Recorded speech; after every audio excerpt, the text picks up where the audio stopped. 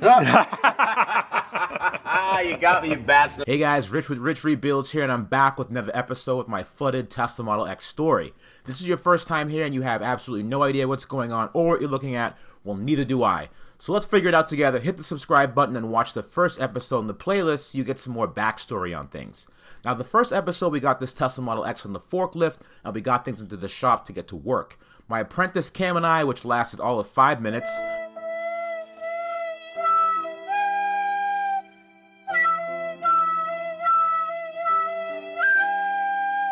removed the body control module, which didn't look so good, and I removed the seats, most of the interior carpeting, and trimmed with my trusty Milwaukee driver. This tool is the unsung hero of taking this car apart, and you'll be seeing a lot more of it in this episode. Check out the Amazon link in the description below if you want to get your own, but I was able to remove most of the interior with this one tool, and it saved me tons of time.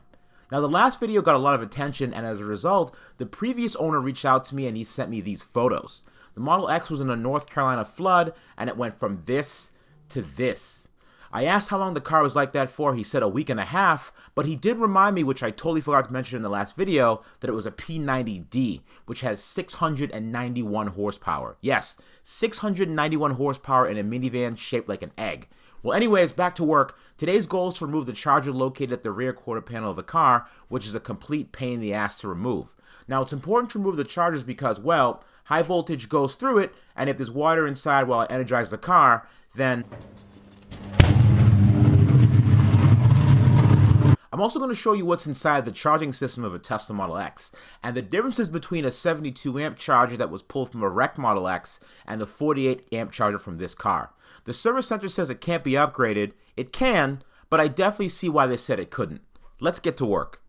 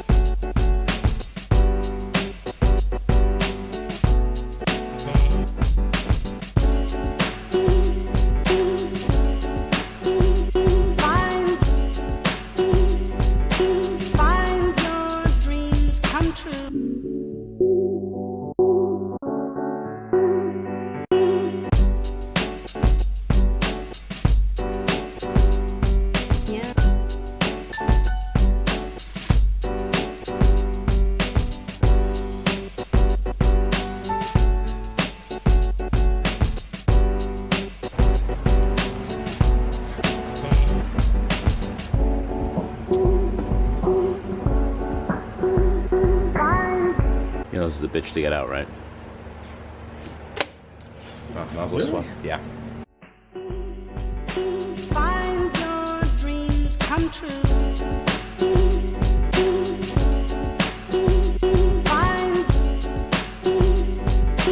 Find your dreams come true.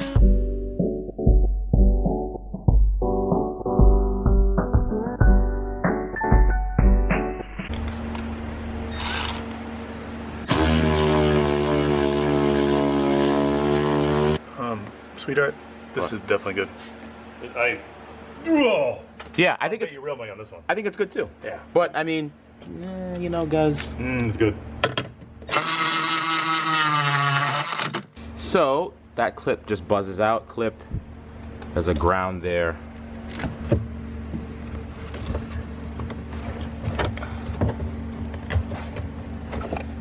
Is that wet? No, it's nice and high and dry. Yeah, we'll do that. This is easy. This pops right out. Oh, this is capped off anyways. Nice. Nothing's there. And then that's the ground.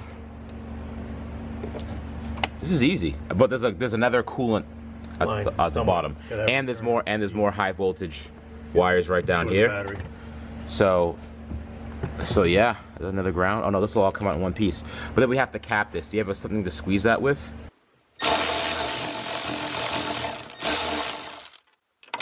Ah! Dropped it.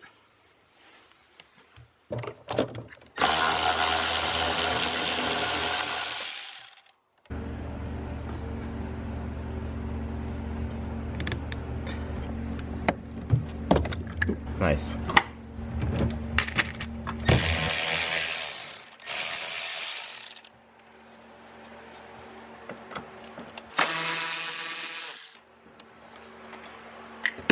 Got a bit. Oh, so those two are out, and then this whole thing is almost ready to come out.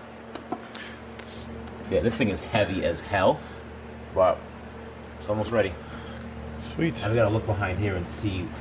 This is where the water line is. You see, it's right there. So that's a 50-50. That's good. And that's one of those chintzy boxes where it's plastic. Yeah. I don't think it's sealed very well. So we'll open that up and see what's inside of it. If it got high enough, it's junk. Yeah.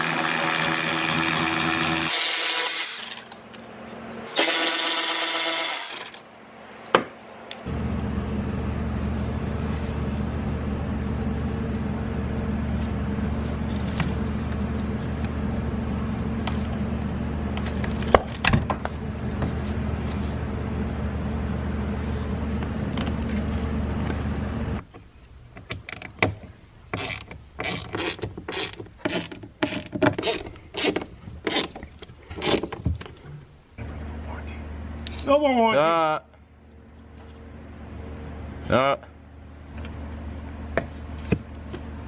Oop.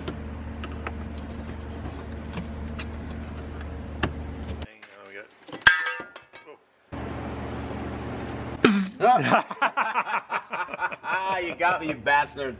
As I like actually die now. Dude, I gotta put your body in a dumpster. Dealing with your body would just be a real pain in my ass. Yeah, I know. I'm pretty. Yeah, I'm not light. But I can put you in the trunk of my wife's ex. That's true. What a way to go out, huh? Just got an ex, least, now I'm yeah. dead, and now I'm being carried away and wanted to be dumped off to somewhere.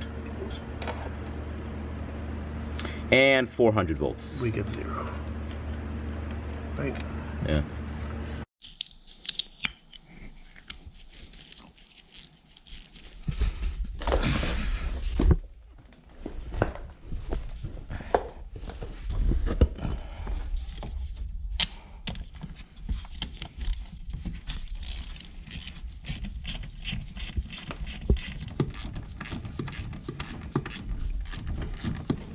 Oh, oh, oh.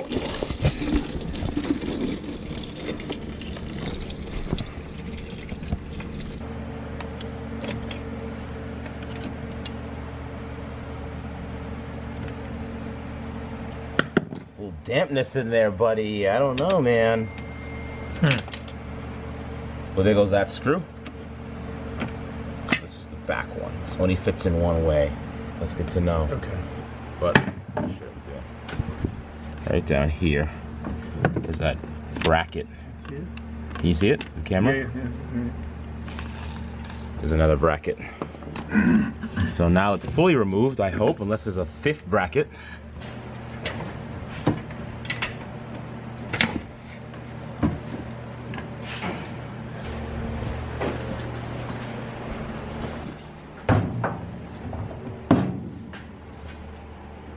So, because Guz doesn't have the right tools for anything, I thought I was bad, and that doesn't work, so I'm gonna do this. Yeah, buddy. Oh yeah, let's get it done. Okay, ready? Will this work? Woo-wee! Like butter. Like butter, baby. Damn. Dude, what did they put on this, man? It's just so long, too. No, like the resistance is like heavy. Right. Yeah, you can see whatever, that Loctite stuff, you can see it coming off. Jesus Christ. For a parking assist module. I know. Loctite. Why? Who put super glue on this? I don't know.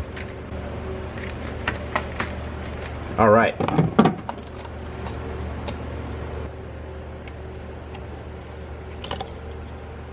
It's pretty clean in there. Oh.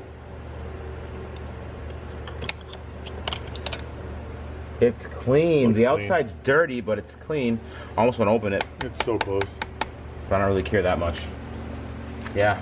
Ready? What do you think? Slap it back in, call it a day? You think it's Probably. fine? I say yeah. All right. Well, that was a waste of time.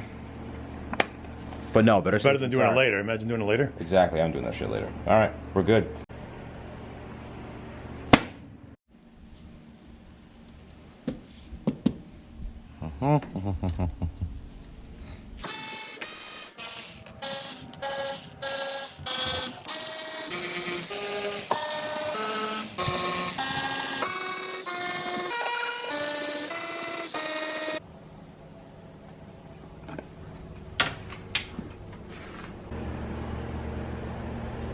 There's a lot of crap in there.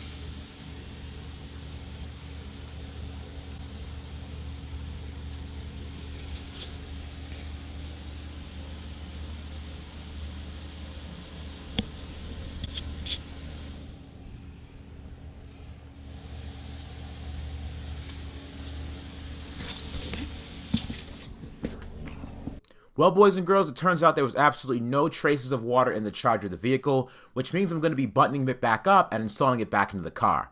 Thankfully, Tesla put a nice gasket at the top cover just in case, and that simple gesture saved a ton of time and frustration.